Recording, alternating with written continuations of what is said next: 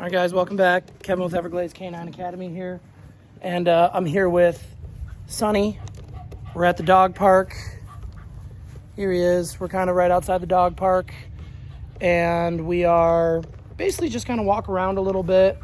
I'm going to test his reactions to the other dogs. His owner kind of called me. And I've worked with Sonny before, but she said he started exhibiting new behaviors. Just being like reactive towards other dogs. I think they went on vacation somewhere and he was just popping off all over the place.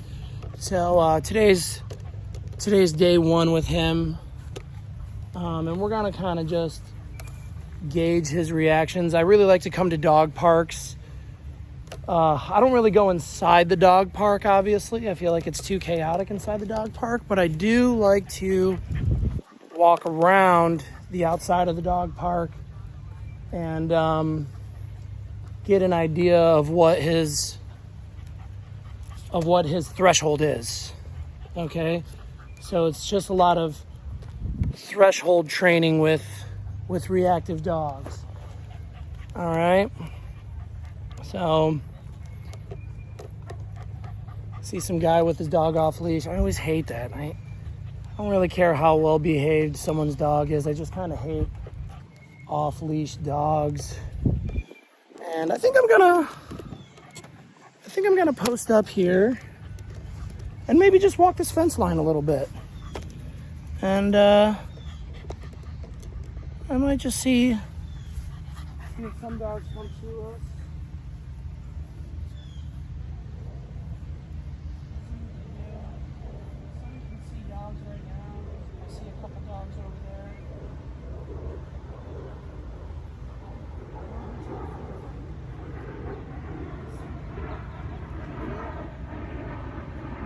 Sonny's still not taking any food. It's okay. He's only been with me not even for 24 hours. He's been with me for like 12 hours. So, well, maybe it's rounding 24 hours. But he's, sometimes it takes a couple days to get your dog hungry for food. So today what we're going to do is we're really just going to watch from a distance.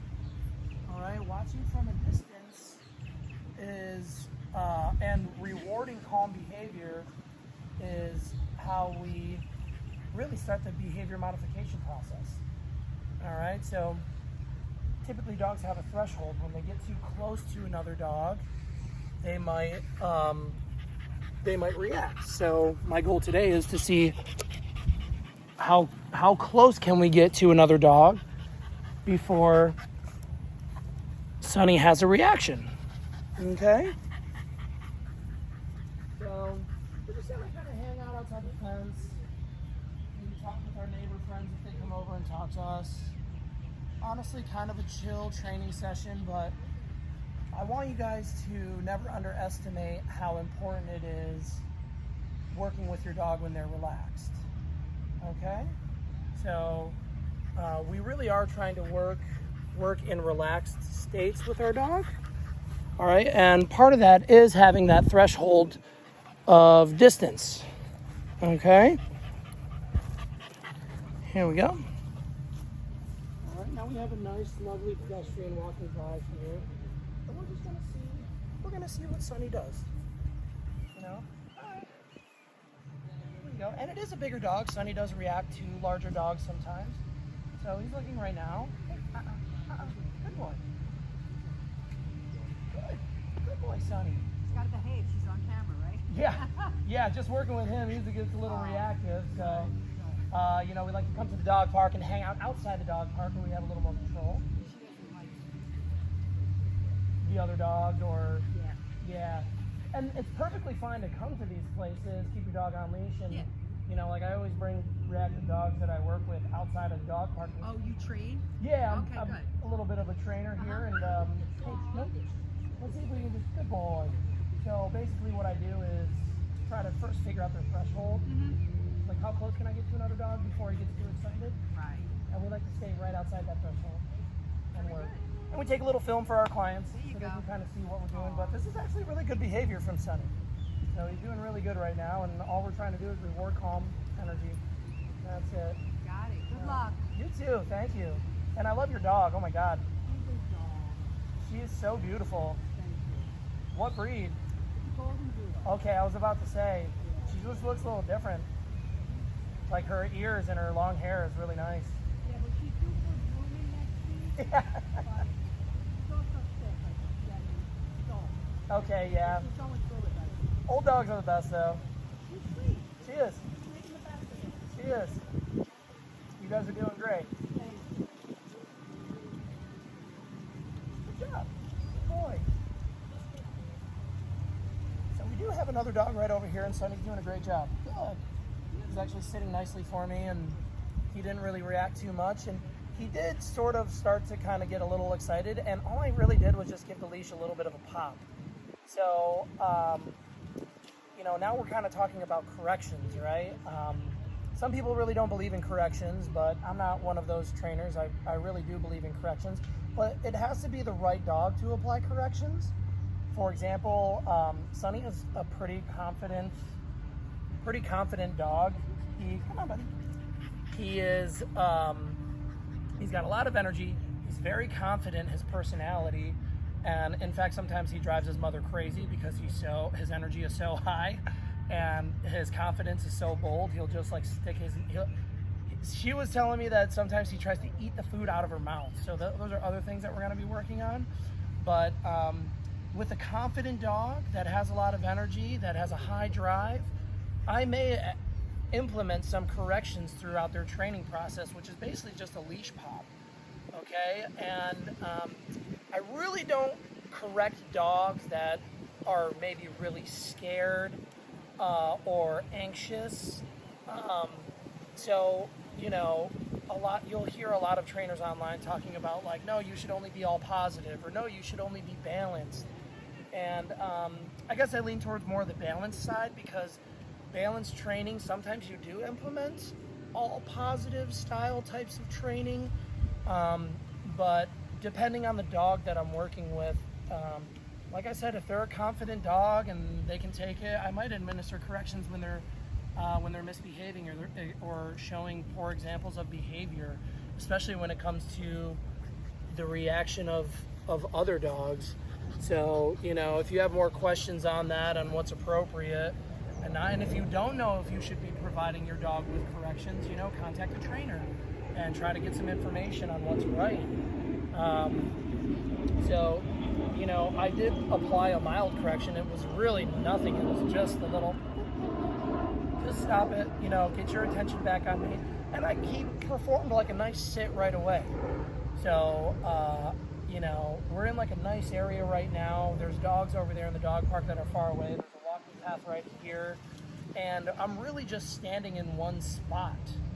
All right, you know, if you have a reactive dog, take them out somewhere where you can see distractions and you can get a little bit of distance, and just stand there and reward them for being nice and calm. Like, look at him, he's chilling. This is great. He's a good boy. All right. He also doesn't really like to be pet too much, so like he's not taking food, and he doesn't like to be pet, so I'm not going to give him physical affection. And I mean, I have his kibble, but he's not really. You can see he's not like motivated. Oh, there he goes. He's taking a little bit. Good boy. Good. Maybe I'll even sprinkle some in the ground. He might like that. All right. And so these are beginning steps to true behavior modification. All right. Take your dog somewhere. I'm so glad he's actually taking food right now. That's great. Take your dog somewhere where there can be distractions, and distance yourself. And just start training them on the outside of that threshold where they're too distracted. And then slowly you get closer and closer and closer. But you do need to be consistent. You know, if you only do it like once a week or once every other couple weeks, you're really going to have slow results. But if you are diligent, you're doing it every day, you're coming out here, putting in the work, I mean, you will see results, and before you know it, you'll be able to just walk right by other dogs without your dog even caring about you. You know, the next step of this is that, like, Sonny doesn't really want to engage with me that much. He's a very independent dog, so he doesn't want to, like, look, and he doesn't want to offer, like, he doesn't want to offer his training behaviors, like his obedience behaviors, too much. So that's something that does need to be trained into him and that we work on. And leash pressure is a good way to start. Sit, Yes. There we go. And just as I'm saying that he's not engaging with me, I just get a little bit, good boy, come. Yes. So this is a good time to actually start working that obedience and start getting engagement out of him. Yes. So even if he just looks at me, I'm just going to mark and reward. Yeah, shake it off, buddy. Yes. There we go. You know, a lot of owners fail because they just don't know how to properly engage with their dog. And when I mean engage, I mean that's when the dog is like looking at, yes, when the dog is paying attention to you. All right? So in the park, let me describe what's going on. I'm going to go ahead and flip the camera around so you can see. We have some dogs playing fetch. I hope you can see that there. Let's see. Okay, yep, I see some dogs running back there. We have some dogs playing fetch. And the motion of them playing fetch is really what I'm going to see if I can get Sunny to pay attention to me. All right? Yes. Okay, so let's talk about that, right? He saw me. I marked his eye contact with yes. He came to me, but he didn't take food. He immediately chose to look back at the distraction. So as you guys are training your dogs, you have to realize that, you know, you ask like, why doesn't he want to take food? Why doesn't he want to pay attention to me? But dogs play a game of value, okay? He's finding that looking at distractions, looking at other dogs running is way more valuable than the kibble that he eats every day, okay? This is also why when I start training with dogs, I typically will reduce their meals for the first couple days because I want them hungry. I want them to see that I have value, and that is one way we get them to change their mind about the world. Good boy. Right? If he offers me eye contact, I am going to praise that. But right now he's like way too hyper-focused on dogs, and they're about, I would say they're a good like 30, 40 feet away from us, and he's still pretty intent on staring at them, okay? Are you a good boy? Are you going to be a good boy? All right. Let's see if he'll take food from right here again. Yes. Here we go. So once he hears those collars jingling and the dog's running, he doesn't want to do anything. He actually might. We'll see. He might even get too excited.